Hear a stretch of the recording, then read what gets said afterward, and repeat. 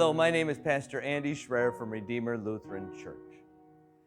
In recent years, I have come to embrace my inner nerddom. For most of my life, I tried futilely to hide it. When I was in school, I didn't want the other kids to think that I was weird. I still don't. But in our world today, being a nerd isn't what it used to be. Nowadays, being a nerd is actually considered kind of cool. It's now hip to be square. So please indulge me as I let a little of my nerddom shine through today. You see, I love languages. Over the years, I have studied several foreign languages. I kind of fancy myself to be a writer. I take pride in my use of language.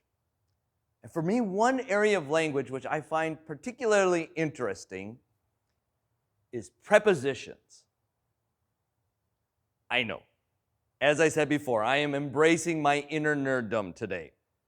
Prepositions are those funny little words we use to express the relationship between two nouns or phrases.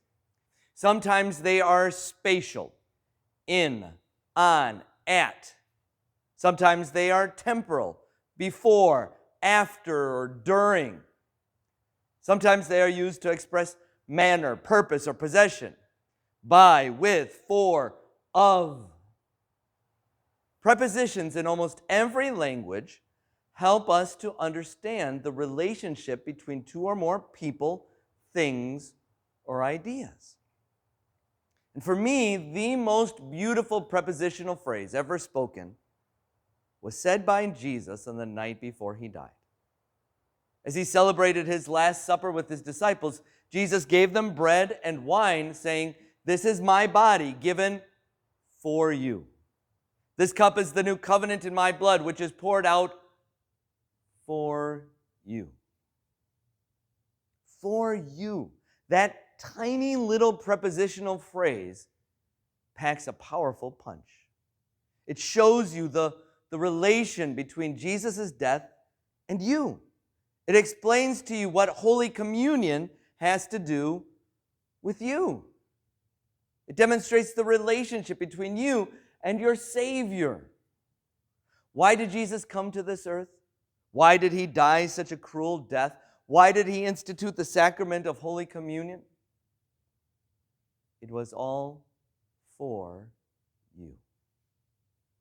God did it all with you in mind. He planned it all before time began, just for you. When you go to God's altar and receive Jesus' true body and blood in the sacrament, your Savior is telling you personally, this is for you. And Matthew actually adds another powerful prepositional phrase in his gospel account of that Last Supper. He tells us that the blood of Jesus shed for you, the blood he offers you in Holy Communion, is for the forgiveness of sins. That's why Jesus came. That's why he died. That's why he gives us this special gift of Holy Communion. It's for you. It's for the forgiveness of all of your sins. It's for your salvation.